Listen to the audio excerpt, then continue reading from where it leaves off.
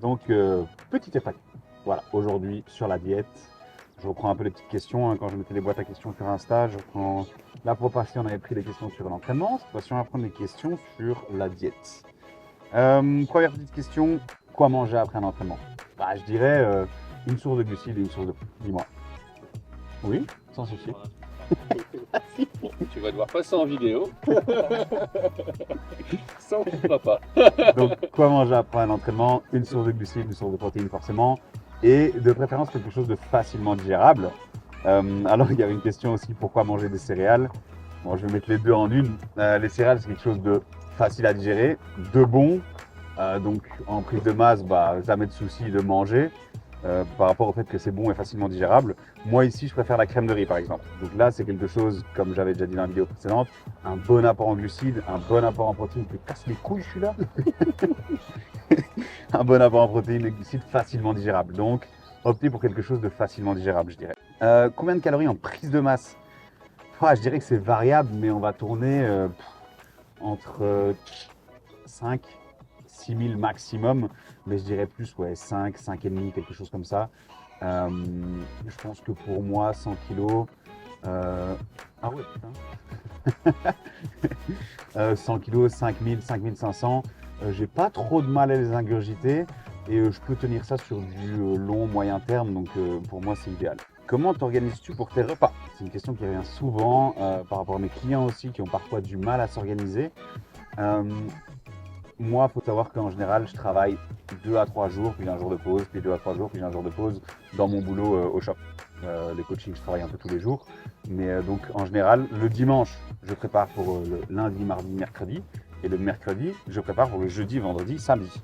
Ça, 2 fois par semaine, je fais les repas pour 3 jours. Et avec ça, aucun problème d'organisation. Tout est toujours prêt en temps et en heure. Et j'ai jamais de soucis de oh, j'ai oublié un repas ou quoi que ce soit. Ou alors de oh c'est pourri parce que préparer ses repas pour 7 jours, ouais, je suis pas fan de l'idée quand ça traîne dans le frigo plus de 5 jours. Perso, moi j'aime pas. Donc tous les 3 4 jours, je fais mes repas pour 3 4 jours. Restes-tu en diète toute l'année? Globalement, oui. Et je me verrais pas faire autrement en fait. Genre, si tu m'emmènes dans un supermarché, en vrai, je vais toujours acheter la même chose parce que par habitude, je mange toujours la même chose et ça me pose aucun souci en soi. Donc globalement, je reste en diète toute l'année, mais c'est clair qu'en masse, je vais être un peu plus flexible. Si j'ai envie d'aller au resto 2 ou 3 fois par semaine, je le fais, c'est pas dramatique, tu vois. Mais globalement, ouais, je reste en diète toute la semaine, toute l'année. Combien de fois par jour prends-tu de la protéine en poudre? Je dirais 2 à 3 fois par jour. Franchement, ça dépend. Il y a pas, j'ai pas de nombre de fois où je prends ça. J'essaye de forcément manger le plus souvent solide. Je préfère de toute façon. Mais c'est clair que c'est un gain de temps et un apport en protéines super facile, la protéine en poudre. Ça, il n'y a rien à dire. Mais donc, je dirais 2 fois par jour. Faut-il saler ses repas? Oui. Alors là, oui. Et je conseille vivement de saler, assaisonner, épicer. Clairement, le sel va jouer un rôle important. Il faut savoir que c'est le sel qui retient l'eau dans le corps. Donc, pas trop salé non plus. Il faut. Moi, je sale mes plats normalement et j'essaye de rester constant sur le salage des plats, ça se dit? L'assaisonnement. En J'essaye de sel. rester constant parce que le sel, oui, va avoir un impact sur l'eau et on en a besoin du sel. Et même, ça va avoir un impact aussi sur la contraction musculaire. Donc, clairement, il faut saler ses repas et je dirais de façon normale. Pour donner un exemple, ici, là, en prep, avec Vincent, on est sur 6 grammes de sel par jour actuellement et on regarde comment le corps réagit. En fonction, on va baisser ou augmenter. Mais là, pour vous donner une idée, on est à 6 grammes de sel par jour et 6 litres d'eau. Un conseil sur les différentes sources de protéines.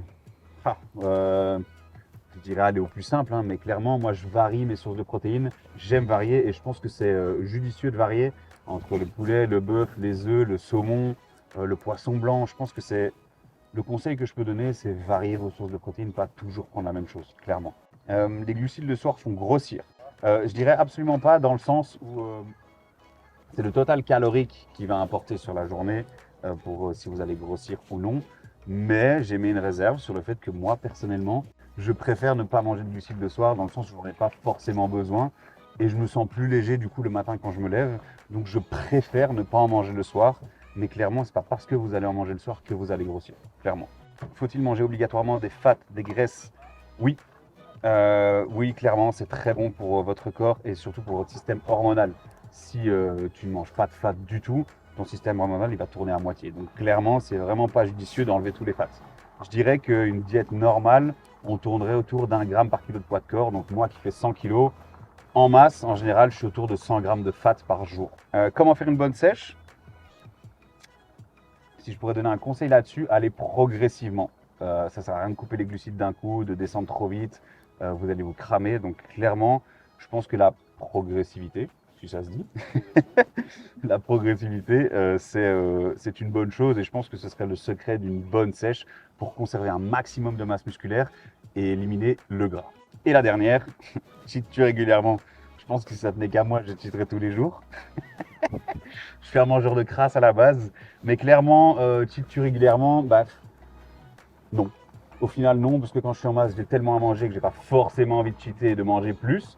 Mais c'est sûr que ça fait toujours plaisir et en général, on s'octroie 1 à 2 cheats par semaine et c'est largement suffisant. Donc, je dirais régulièrement oui, parce que c'est toutes les semaines, mais pas plus que ça non plus. Et je pense qu'on a fait le tour. Bah, en tout cas, j'ai plus de questions, donc on a fait le tour. Du coup, bah, merci d'avoir suivi encore cette petite FAQ, cette petite, on va appeler ça hors série. Si vous avez kiffé, n'hésitez pas à liker, à partager et à en parler autour de vous tout simplement. Donc merci à vous et à très bientôt.